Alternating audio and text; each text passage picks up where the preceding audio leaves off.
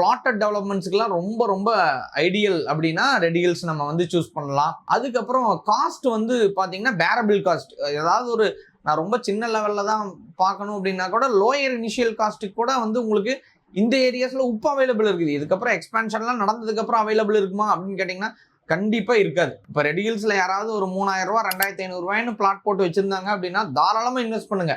ஏன் நான் சொல்றேன் அப்படின்னா இதுக்கு அடுத்து அது 6000 ரூபாய் 7000 ரூபாய்க்கு போய் நிற்கும். 2x 3x growthல தான் நீங்க அதை பார்க்கவே முடியும். அப்ப நம்ம பர்ச்சேஸ் பண்ண மிஸ் பண்ணிட்டோம் அப்படின்ற ஒரு ஏக்கத்தை தயவு செஞ்சு வச்சுக்காதீங்க. உங்களுக்கு ஆப்பர்ச்சுனிட்டி இருந்ததுன்னா லேண்ட்ல இன்வெஸ்ட் பண்ணுங்க. இந்த ஏரியாஸ் எல்லாம் சூப்பரான ஏரியாஸ் தான்.